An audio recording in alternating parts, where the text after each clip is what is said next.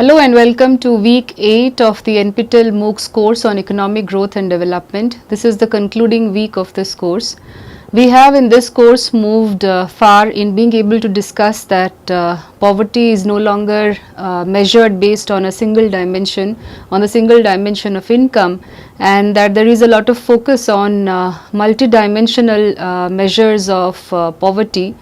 And as a part of the last 2 weeks of this course, we have been focusing a lot on other indices of human development, which also goes a long way in telling us what are the different levels of achievements and deprivations that people have had in different parts of the world. And as a part of these issues on measuring development and poverty, we have looked at, along with the Human Development Index, we have also looked at the measurement of deprivations based on the Human Poverty Index, Gender Development Index, Gender Empowerment Measure, and so on. In this class, we will look at one of the most recent indices of human development, which is being taken very seriously as far as policy implementation is concerned, and that is referred to as the Multidimensional Poverty Index. And international thinking has revolved around this thought of the thought that poverty has multiple dimensions, and therefore that needs to be a focus on multiple deprivations that people face on a daily basis. There is also an increasing attention as far as the conception of poverty is concerned. There is a lot of discussion surrounding the fact that the way people view poverty or the way people view how they are poor differs from how the policymakers view how they are poor. And based upon this, the United Nations Development Programme has had a number of pioneering works surrounding the issue of measurement of multidimensional poverty. Let us begin in this class with a small video clip on how people's conception of poverty is very different from the way policymakers or people working from the comforts of their office spaces view poverty, and then we will move on with the discussion on the measurement of multidimensional poverty index. What is poverty? We've been studying it for more than a century, thousands of documents, conferences, and financial resources, and yet we all know that poverty is more than the lack of income. What are the deprivations apart from income that might cause a person to be poor? Many of the answers to this question have been formulated from the comfort of our offices. An alternative approach, however, is to define the dimensions of poverty by asking the people who are poor. In other words, through a participatory process where poverty is defined from the protagonist's perspectives.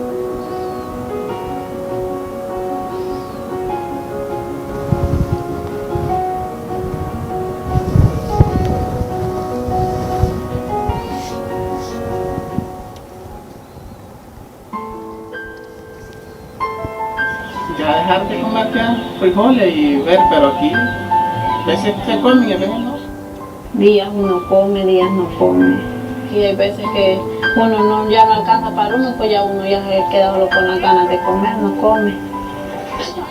Cuando puedo, le doy su vasito de leche, le doy un cirulito, cuando hay, pero cuando no hay, ni modo, le tocó café si hay, y si no, pues agüita.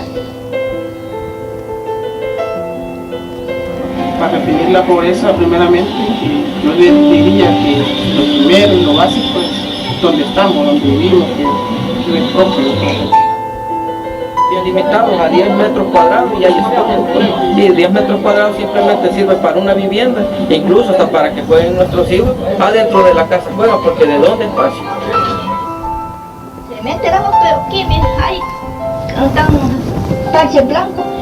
Y poquito hoyo se mira, pero se llena la laguna, mira, allá adentro se mete también.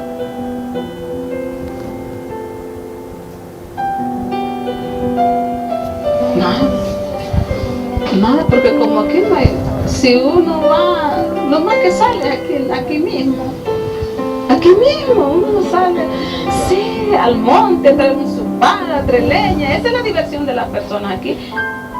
Quisiera salir con mi familia todos los fines de semana, pero imagínense si el dinero solo alcanza para darle el estudio, para la comida y tal vez para comprar una ropita. que no se encuentra empleo usted. No se encuentra empleo. Por no tener donde trabajar, pues, especialmente. Porque hay empleo, hay progreso. También hay gente que no encuentra trabajo por falta de estudios. Es que ya estamos vencidos. No hay fuerza para trabajar.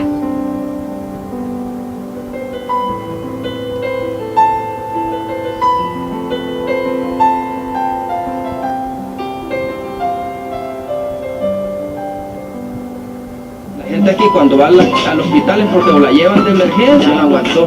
De lo contrario, hay bastante así dolores o golpes. Y así en la casa no se visita ninguna clínica ni nada. ¿Por qué? Porque hay bastantes limitantes. Digamos un ejemplo, viene una persona aquí se lastima algo, ¿verdad? A veces ni siquiera para pasar tiene para agarrar el bus y ir a una clínica, pues, aunque no le vayan a cobrar nada, ¿verdad? Mira, componemos por orden de Dios tan grande.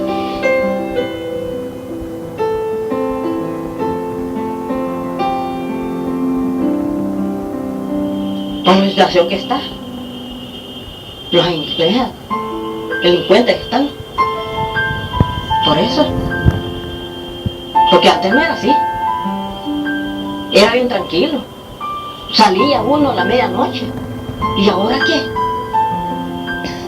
Imagínate, ya a las 5, a las 4 está uno echado ya no sale mucho a la calle, a la voluntad de Dios, imagínate. Ahí solo Dios nos cuida a uno aquí. Es duro. No duerme nada uno. Imagínate.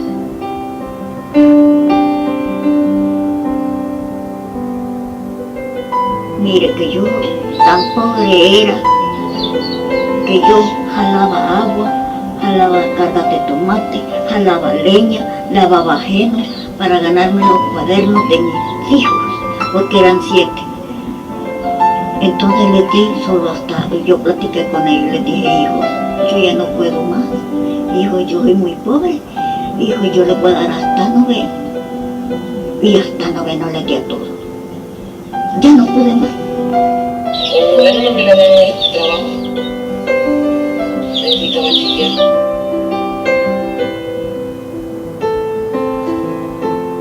Esa para mí es tremendo.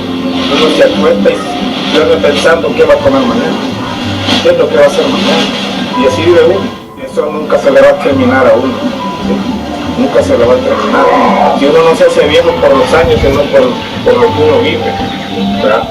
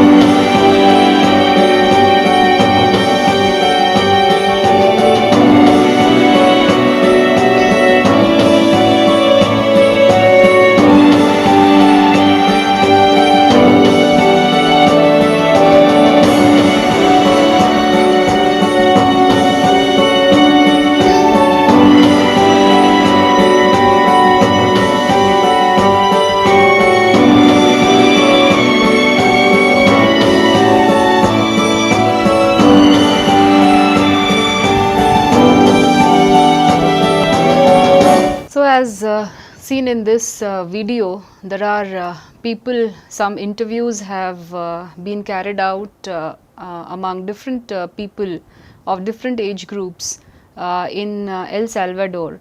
And one of the things that is coming out very clearly is the amount of deprivations that people face on a daily basis. So while on the one hand a good conception of development or successful development index is able to capture the achievements that people have acquired or the countries have acquired over a period of time, it is equally important to look at the extent of deprivations and the degree of deprivations that people face in their daily lives. And that is what the concept of or the measure of multidimensional poverty index sets out to measure.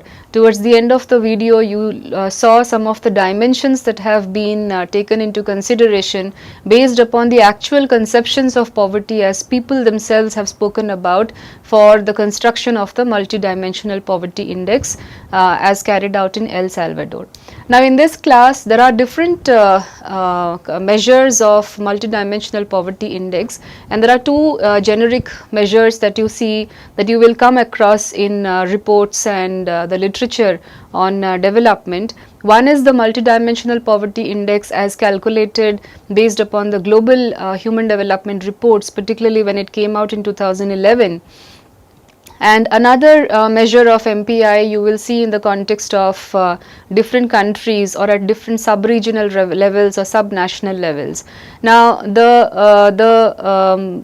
MPI, the measure of MPI itself has over a period of time become very versatile because it is flexible with regard to the number of dimensions and the number of indicators that can be taken to suit the regional or the sub-regional needs.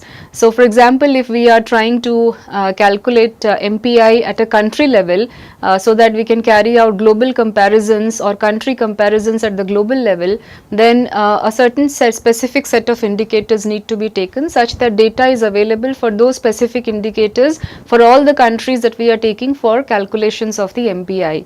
But suppose we want to carry out MPI at a sub-regional level, sub-national level, let's say for the state of Uttar Pradesh or Bihar or Assam or Odisha in the country in India, then depending upon the data available at the sub-regional level or the sub-national level, usually the amount of data that is available at a more disaggregated level increases, because as the sample size increases, the amount of data that can be collected at the sub-national levels increases. So depending upon the data that is available, different MPIs can be calculated to suit the needs at the regional level, and that helps policy making ultimately. However, in this class we will mostly be concerned with the MPI that is calculated at the global level, at the country level taken up by the HDR. So based upon what we have just learned, there are again three dimensions of poverty that the HDR considers. The health, education and living standard dimensions, and there are 10 indicators as compared to the human poverty index or the human development index that we have studied in the previous classes. You will see that the number of indicators increase, and these indicators have been shortlisted by the UNDP after a lot of consultation with different experts from each of these dimensions. So there are experts who have been working on health issues for a long period of time, who have been working on education issues, on income issues, and with a lot of consultations with the experts working on each of these dimensions, these indicators have been shortlisted by the UNDP. So there is a lot of justification with regard to how much can be calculated, how sensitive these indicators are to be able to measure acute poverty. Another thing to keep in mind based upon the indicators that you see that are showing on your slide is that multidimensional poverty also measures what is called acute poverty. It measures acute poverty. So this is one of the things that we try to measure when we are in poverty studies or in income related studies, where we are looking at levels of deprivation or the degree of deprivation among people. So multidimensional poverty index is a tool for measuring acute poverty. So there are multiple dimensions that are being taken into consideration to assess people's deprivations. So the health dimension is measured by nutrition and child mortality. Education dimension is measured by years of schooling and school attendance. Living standard is measured by cooking fuel, improved sanitation, safe drinking water, electricity, flooring and assets. So these are the indicators for which data are collected at the level of the countries. For example, in 2011 HDR, 109 countries participated in the calculation of MPI. So which means for all those 109 countries, data was collected based upon all of these 10 indicators, and then following a suitable methodology which we will see presently, the MPI was calculated. Now, one of the questions that needs answer, although many of these questions have already been answered as we have progressed in this course, is that why does one use a multidimensional approach to poverty? One reason is of course that it is measuring acute poverty, because income alone can miss a lot of things, and we have seen that in the last few classes how income alone does not have any straightforward relationship with human development issues or human development indicators. For example, in India, we know that economic growth in India over the period of last 30 years or so has been unprecedented. Economic growth has risen like never before, but at the same time the number of malnourished children has also risen. Malnourishment rates also show a very high rise. In fact, the hunger index came up just a few days back, and based upon the hunger index, you will see that India's rank has worsened in the global hunger index. So while economic growth has gone up or has risen unprecedentedly, the sensitive indicators of human development also does not show a very good performance. So income alone can miss a lot of things, and therefore the need to measure multidimensionally what are the different deprivations that people face. Another reason is that the video clipping that we just saw in the beginning of this class, poor people themselves describe their experiences of poverty as multidimensional. They never focus only on lack of incomes. So poor people are focusing more on the participatory exercises that international organizations have had reveal that poor people describe ill-being to include poor health, poor education, poor work conditions, and so on and so forth. So there's a lot of focus on inadequate sanitation, or although children within the households may have had some exposure to primary schooling, secondary schooling, there is a lack of resources to be able to access higher education and so on. So people's conception about how they are poor, whether it is absolute poverty or relative poverty, is very different, and there needs to be a focus on people's conception of how they are defining themselves as poor as far as policy making is concerned. The third reason why multidimensionality approach is important is that the more policy relevant information there is available on poverty, the equipped policy makers will be to reduce it. So for example, if I continue with the example of India, when I said that economic growth has been increasing, but the India's performance in terms of the global hunger index has also been worsening. Probably if we have more measures with regard to what are the dimensions in which deprivations are high, if deprivations are high in terms of child nutrition or women's morbidity issues, then probably health policy making should be focusing more on child nutrition and so on.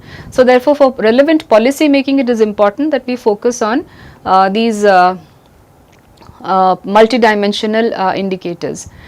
Fourthly, some methods for multidimensional measurement are available, and today if you look, I would request all of you to look at the Oxford Poverty Human Development Initiative, which has come up with the Alkiria-Foster method, and which is being very widely used with different kinds of cutoff at the subnational levels, at the regional levels, and that is a very good starting point to be able to carry out disaggregated analysis with regard to multidimensional poverty.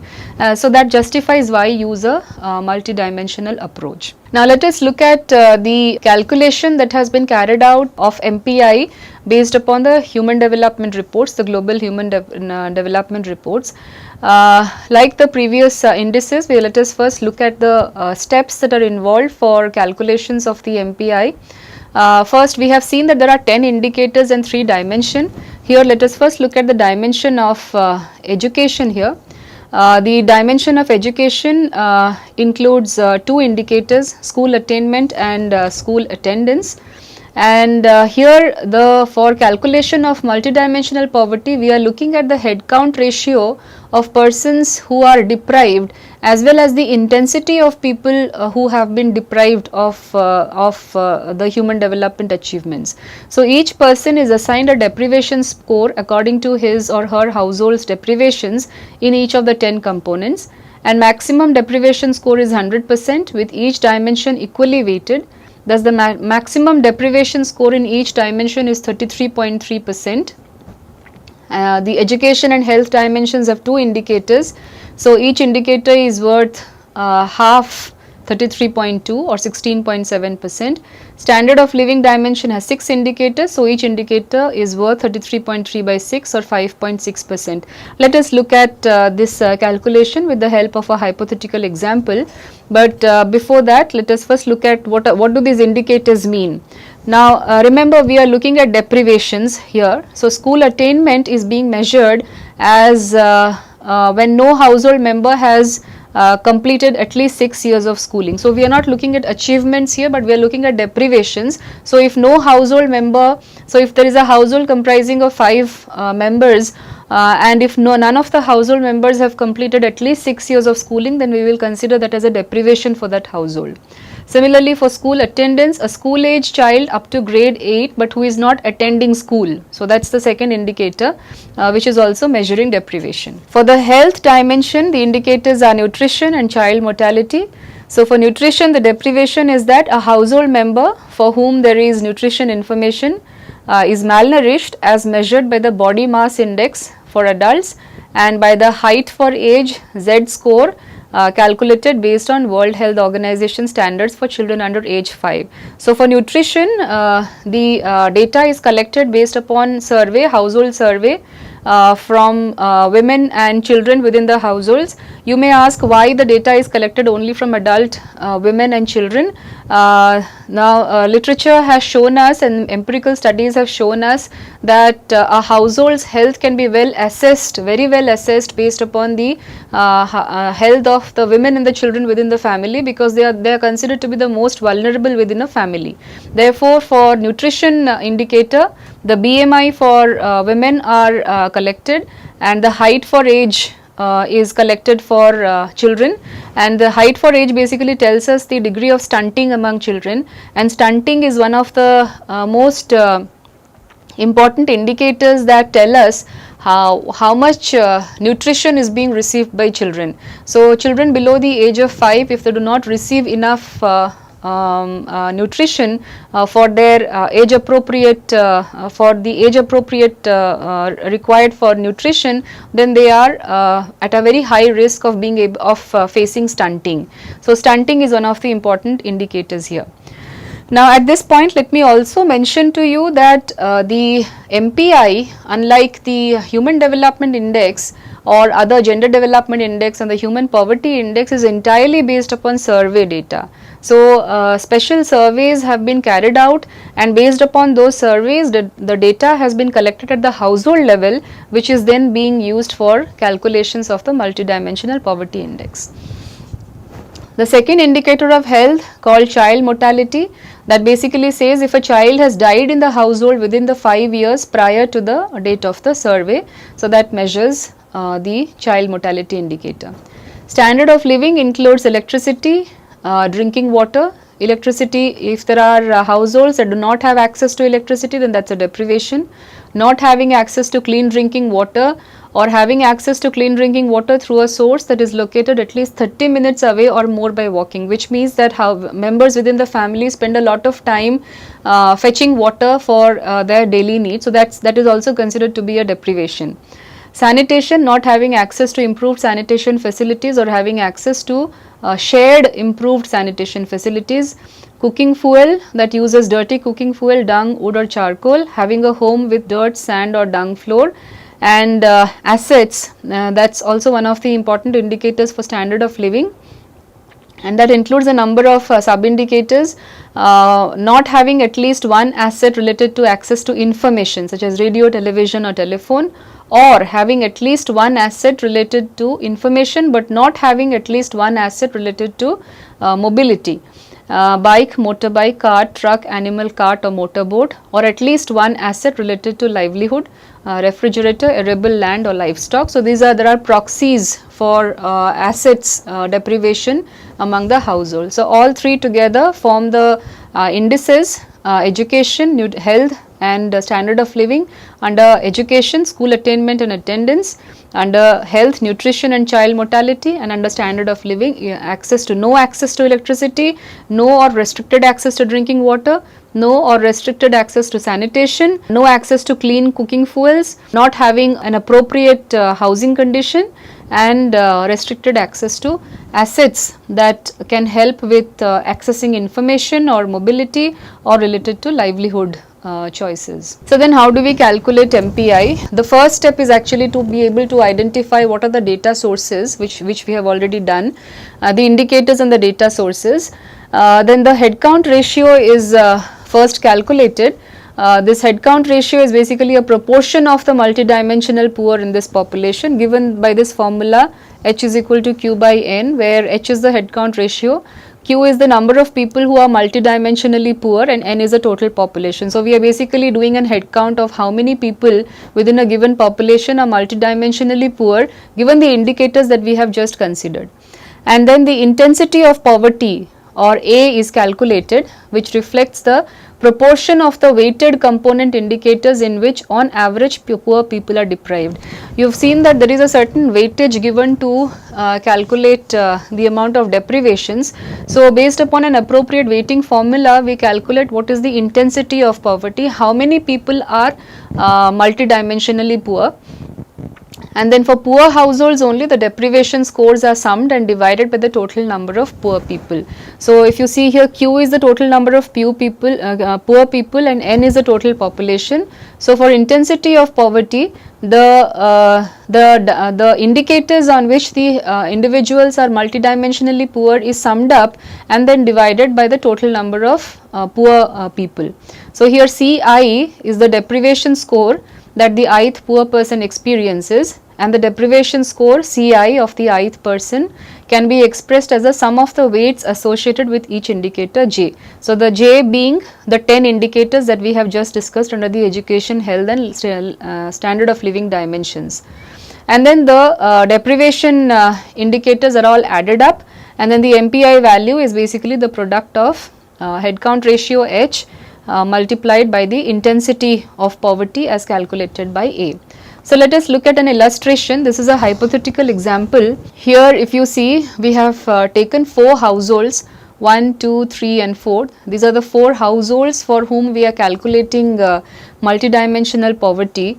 The first row here mentions the household size or the number of members in each of these households. So household 1 has 4 members, household 2 has 7 members, 3 has 5 members and 4 has 4 members. And then these are all of the indicators that we have just discussed. These are the dimensions: education, health and living conditions. Now let us look at the indicators. We have already seen that depending upon the number of indicators within each dimension, the deprivation is calculated by providing a weight of 33.3 divided by 2. So here each indicator in education gets a weight of 16.7%, in health 16.7% because there are 2 indicators, and under living conditions, because there are 6 indicators, they receive a weight of 5.6%. So let us look at education here. For the indicator no one has completed 6 years of schooling, there are no members in household number 1 among the 4 who qualify with this criteria. So all the members in household number 1, all the 4 members of household number 1 have completed 6 years of schooling. Of the 7 members in household number 2, there is 1 member who has not completed 6 years of schooling, and therefore this household is facing a deprivation. In household number 3, all the 5 members have completed 6 years of schooling, so deprivation count score here is 0. For household number 4, 1 member of the household has not completed 6 years of schooling, and therefore there is the deprivation score here is 1. Similarly, for at least one school age child not enrolled in school, there are none in household 1, there is 1 in household 2, none in household 3 and none in household number 4. For the health dimension, at least one member is malnourished. There are no members in household number 1 who are malnourished, 1 and 2 and 4, but there is one member in household number 3 that is malnourished. Similarly, one or more children who have died in the last 5 years prior to the date of survey. Household numbers 1, 2 and 4 have experienced at least one death, and therefore they are facing some sort of a deprivation. They are given a score of 1 each. Household number 3 faces no deprivation on this count. Similarly, for living conditions, no electricity, households number 2, 3 and 4 are facing deprivation. No access to clean drinking water, household number 3 faces a deprivation.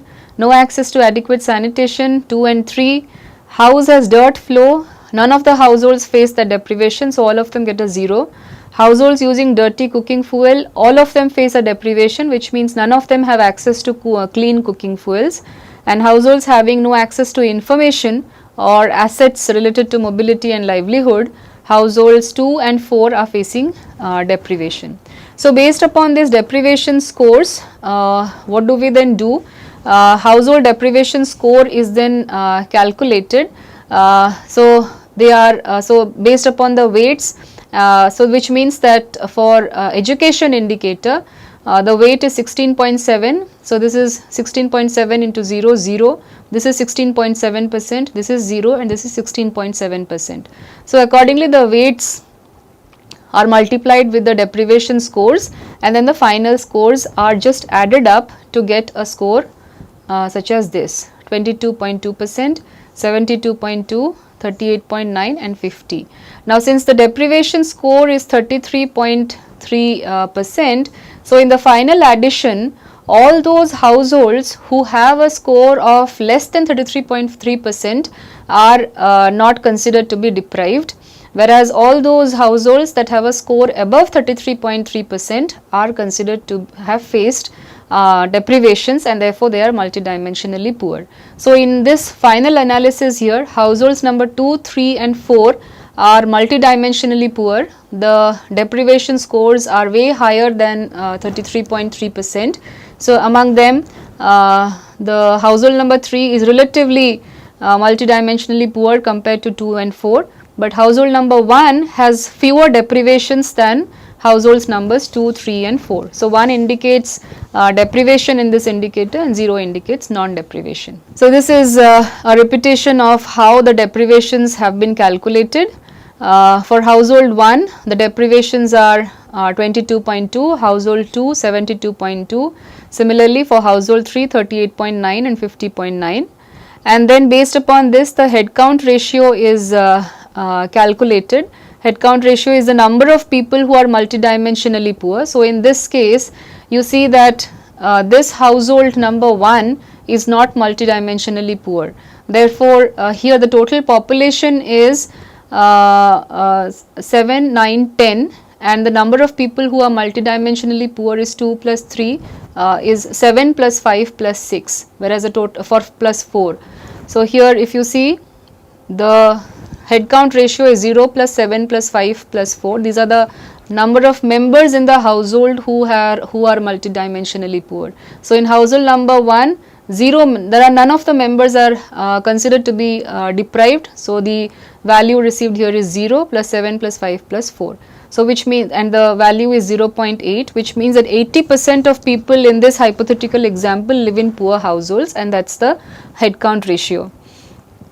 Similarly, the intensity of poverty is measured. The intensity of poverty is given by the number of members in each of the household multiplied by the percentage of deprivation that they are facing. So, here 7 into 72.2. So, this is the deprivation that the household has faced, and these are the number of household members in that family. Household number 2, household number 3, 5 members, deprivation 38.9.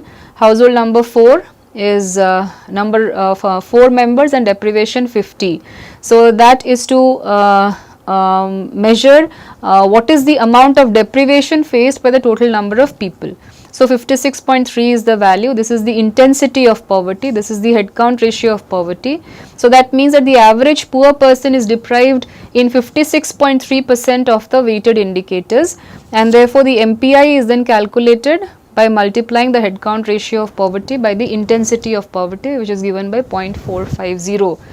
So what does this exercise tell us? This exercise tells us that given the counts on which, or given the indicators on which the households are multidimensionally poor, a deprivation index can be calculated, which in this case is the multidimensional poverty index, and then we can also assess which of those dimensions contribute more to the households being multidimensionally poor, and that is where policy making comes in, or policy focus comes in. So this is how the contributions of deprivations can be calculated. So of the contribution of each dimension to multidimensional poverty, this is the contribution of health to multidimensional poverty. So in this hypothetical example, let's say 33.3% of the households being multidimensionally poor is because of deprivations in education, 29.6% is because of health, and for living conditions 37.1% is because of living conditions. So these calculations can be useful for revealing a country's deprivation structure and then help with policy targeting. So now after the MPI is calculated for different countries in the HDR, different groupings are carried out based upon the weighted indicators. A cutoff of 33.3%, which is equal to 1/3 of the weighted indicators, is used to distinguish between the poor and non-poor. So if the deprivation score is 33.3% or higher, that household and everyone in it is multidimensionally poor. Households with a deprivation score of 20% or higher but less than 33.3% are near multidimensional poverty. So in this previous example, this household which has a deprivation score of more than 20% but less than 33.3%, this is a household which is near multidimensional poverty but not exactly multidimensionally poor. And households with a deprivation score of 50% or higher are considered to be severely multidimensionally poor. And these groupings of countries carried out based upon multidimensional poverty can of course go a long way in solving policy issues at the respective country levels. This is the multidimensional poverty index. It was calculated. This is just an example that I have put here for Afghanistan, Ethiopia, Bangladesh, China and India, all developing countries. So this is the multidimensional poverty index that was calculated for different years. These are the head counts of poverty. So in India, 55.3% of people, based upon the calculations carried out, were multidimensionally poor. And if you look at the head count ratio of poverty based upon income criteria, you will see that it is much higher than that. If you look at the all India level, the income poverty shows that the ratio is about 28 or 29%. So if somebody says what is the poverty rate for India, the official head count ratio of poverty based upon income criteria is that about 27 or 28% of people in India are poor. But if you look at the multidimensional poverty measure, almost close to double of that is considered to be multidimensionally poor, which are facing, these are the households who are facing deprivations on a daily basis. So 55.3% is the head count, and intensity of deprivation tells us that it is 51.1. And in India, population near multidimensional poverty is 18.2 and population in severe multidimensional poverty is 27.8. And if all of these are added, you would see that proportion of population in India, let's say, that are multidimensionally poor are way above 50% or 60%, which is nowhere near to what we see in case of income poverty calculations, shown to be on an average 27 to 28%, which means that also that and this has serious policy implications, because poverty measures and how poverty is calculated has a lot of significance with respect to the welfare measures carried out in the country and the welfare benefits received by the people within this country. So if official policy says that only 27% are poor, then probably welfare policies will be such designed that only 27% of the poor receive the benefits. However, there will be about 30% in the population, close to 30% in the population who are left out of these policy orbits because they have not been counted as being poor or being deprived in certain indicators. So that's the significance of looking at different measures. Now these are some of the key findings of the latest global MPI which was calculated in 2017. I have put them together to provide more emphasis on what these figures can tell us, what is the significance of these figures. The key findings are as follows. The global MPI of 2017 showed us that a total of 1.45 billion people from 103 countries are multidimensionally poor considering 2013 population, and 26% of the people living in these countries. 48% of poor people live in South Asia and 36% in Sub-Saharan Africa. So South Asia, which includes India, Bangladesh and the like, includes about 48% of multidimensionally poor people. Most MPI poor people, about 72%, live in middle income countries. So again, this is also a significant finding here, because when we talk about middle income countries, if you remember the World Bank income classification that I had done in the earlier classes based upon the WDI data, you would see that as income rises, one of the conclusions drawn is that people have more access to basic services and the like. But if you calculate multidimensional poverty, you will see that 72% live in middle income countries. So although their income levels are much higher than the low income countries or the low middle income countries and the like, but people who are facing multidimensionally poor conditions are also very high. Half of the multidimensionally poor are children in the age of 0 to 7, 48%. This is also a very significant finding, which means that children of this world are poorer than the rest. So children do not have access to basic services. Like the implications of this is also very important, because if children in their growing age do not receive some of the basic amenities of life, that shows up in terms of worsening work conditions and work performances when they grow up. So if they do not have access to education, they do not have access to good sanitation facilities, electricity, drinking water and so on, then the life chances of children moving into productive age groups is also worsening. So therefore this finding is important. 48% of the children are multidimensionally poor. Nearly half of all MPI poor people are destitute. That means they experience extreme deprivations like severe malnutrition in at least 1/3 of the dimensions. In Uganda, 22% of people live in a household where at least one person experiences a severe disability. This is an important finding. Poverty in these households is higher. 77% of people are poor versus 69% in other households. So households which has disabled persons face much poorer conditions, much less life choices, survival choices than those in which there are quote unquote able-bodied individuals. The MPI and its indicators are disaggregated by 988 subnational regions in 78 countries, and the poorest regions are Chad, Burkina Faso, Niger, Ethiopia, South Sudan, Nigeria, Uganda and Afghanistan. Inside Afghanistan, poverty rates vary from 25% in Kabul to 95% in Uruzgan, which shows that there is a lot of inequality within Afghanistan and number of countries in the sub-Saharan African region. So these are the key findings of global MPI as came out in 2017. Now I will end today's class with a very brief and short discussion about what is called the Millennium Development Goals and the Sustainable Development Goals. And there has been some sort of a political shift when we moved from Millennium Development Goals to Sustainable Development Goals. Let us have a look at what are MDGs and what are SDGs, and what does this movement from MDGs to SDGs mean. So MDGs started in the form of a Millennium Declaration in 2000 when 189 nations came together to make a promise to free people from extreme poverty and multiple deprivations. And this is important in the context of multidimensional poverty that we are studying, and this pledge became the 8 Millennium Development Goals to be achieved by 2015. This pledge was taken in 2000, and the pledge was that by 2015 certain goals should have been achieved.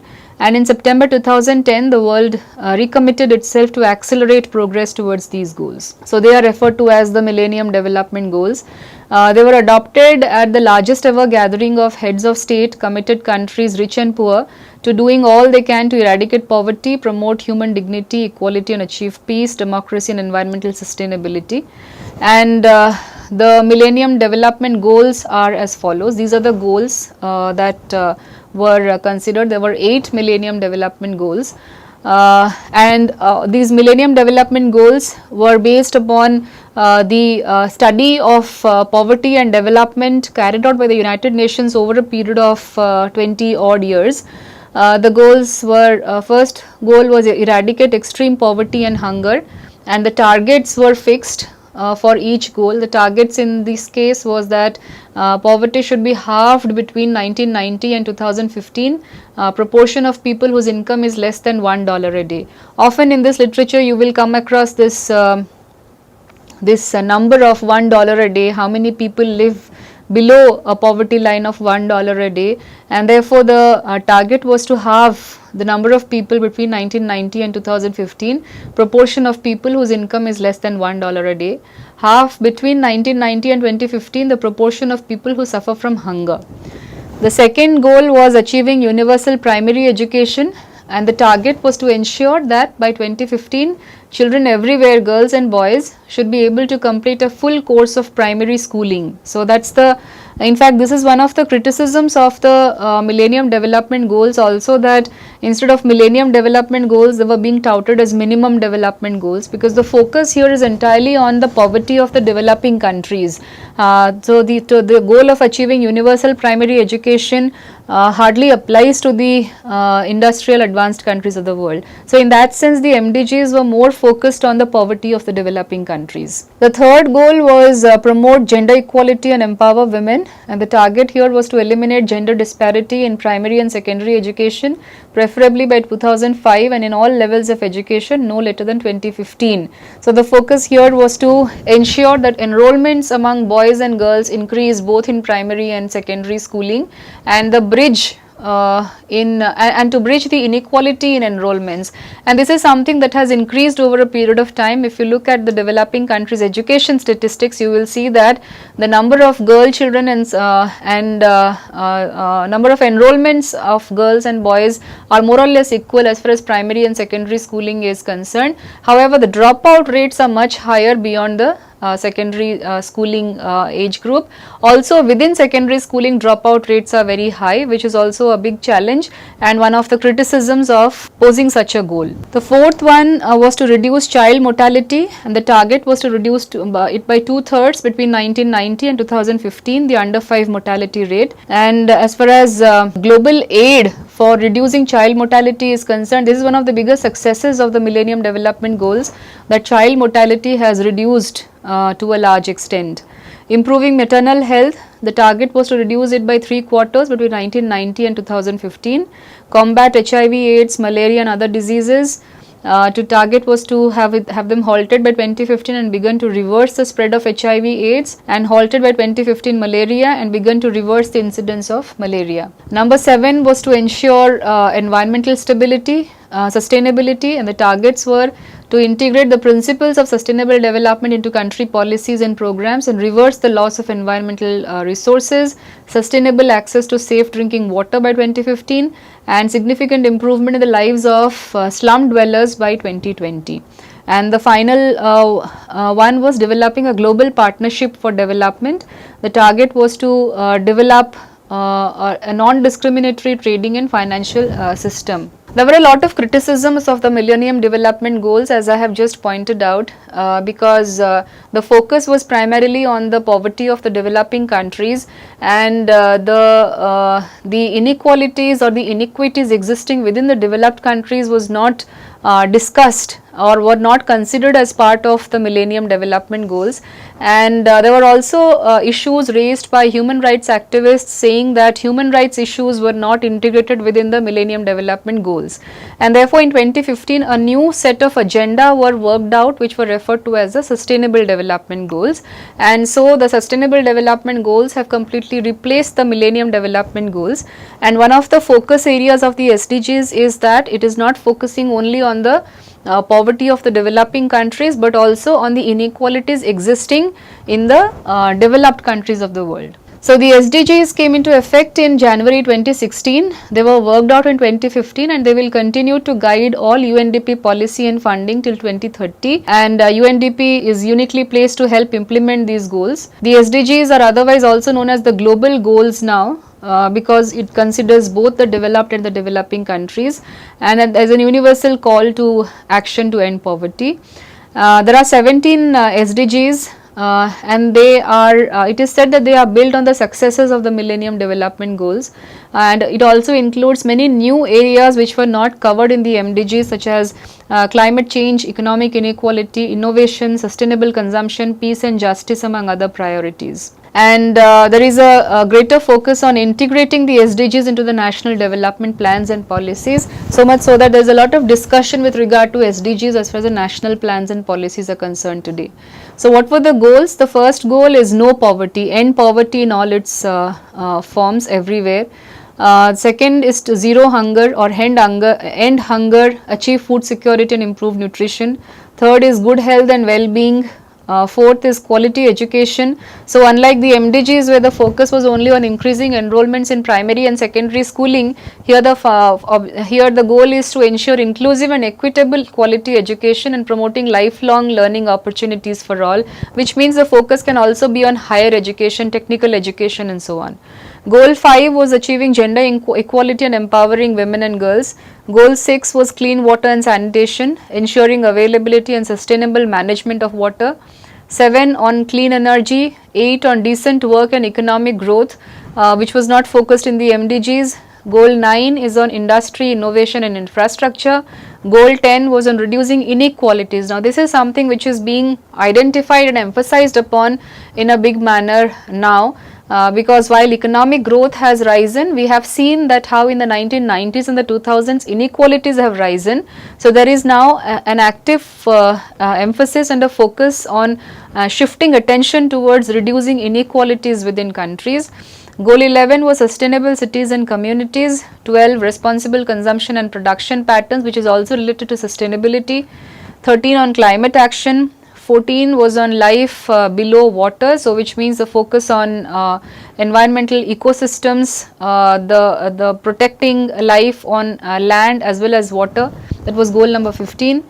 16 on promoting peace, justice and strong institutions, and 17 on partnerships for the goals, which means that for being able to successfully carry out all of these goals, there has to be partnerships between different institutions and strong stakeholder networks so that these goals can be made successful. So what was the reason for the shift from MDGs to SDGs? They differ from the SDGs differ from MDG in purpose, concept and politics. The MDGs were mostly a north-south aid agenda, and the goals and targets such as universal primary education, as I have just said, were mostly relevant for the developing countries and were sometimes labeled as minimum development goals than millennium development goals. But SDGs are a global agenda for sustainable development and they have universal goals that set targets for all kinds of countries. Second is that MDGs focused on poverty, understood as meeting basic needs. This was a narrow conception of development. For decades, development had focused on enlarging productive capacity of economies. So SDGs are about sustainable development and they incorporate ending poverty as a core objective. But the 17 goals and the targets that have been set out, they set out a broader agenda that includes environmental, social and economic sustainability. So that's a more comprehensive and a broader definition than given by the Millennium Development Goals. Thirdly, the MDGs were drafted by technocrats who undertook limited consultations with other sources of knowledge and expertise, whereas the SDGs were drafted based upon various discussions, exhaustive discussions based upon different kinds of scholars and practitioners in the field of development, including the UN Office of the UN Commissioner for Human Rights, who have consistently criticized the MDGs as not adequately aligned with human rights standards and principles, especially equality, participation, non-discrimination and transparency. So the MDGs were goals, not an agenda, and picked out only the numeric goals in the conference agendas of the 1990s. So a number of conferences that were carried out by the UN in the 1990s, they were considered to be only numeric goals rather than being an agenda in itself. So why SDGs? They are more broader and they are more transformative in their agenda. Formulation of SDGs was consciously set up as a process of political negotiation among states. Proposals were invited by intergovernmental bodies, open working groups of UN General Assembly. They formulated SDGs through a process of intense diplomatic negotiations and multi-stakeholder debates. So in that sense, the process structured dialogue with major groups convened to represent the interest of specific social groups, amongst which was women. So SDGs address many more aspects of these complex realities of women's lives and therefore represent a considerable advance on the MDGs. However, there are certain limitations of SDGs that are being highlighted, that there is a risk that most transformative goals and targets would be neglected in implementation through selectivity, simplification and national adaptation. So in this class, we began discussing multidimensional poverty. What is the significance of looking at multidimensional poverty? How assessing deprivations is equally important as assessing achievements, and how assessing deprivations can give us a sense of the intensity of poverty in different regions of the world, and also how it can inform policy making as to how better policies can be made with regard to addressing deprivations rather than rejoicing in the achievements that countries have achieved over a period of time. Now, based on the multidimensional poverty index and the illustration that we saw with regard to how the multidimensional poverty index is calculated, we also get a notion of how flexible the indicators of multidimensional poverty indices are, and how it can be well suited to the needs of regional levels or subnational levels, where different kinds of MPIs can be constructed with different cutoffs given to different indicators depending upon the level of development that a certain region is in. We also looked at the MDGs and the SDGs, how the MDGs and the SDGs, how there is a shift from MDGs to SDGs, and how the SDGs have become a more broader and a transformative agenda unlike the MDGs. And we very briefly looked at some of the political concerns with regard to the shift from the MDGs to the SDGs. In the next class, we will look at gender mainstreaming and how gender mainstreaming came to be, and how that is an important focus as far as development concerns are concerned in the recent times. And in this context, we will also look at the gender inequality index, which was calculated by the UNDP, and what are the implications of looking at gender inequality index, what does it inform us. And that will be the last lecture of this course, followed by a summary lecture which will end the course. See you in the next class. Thank you.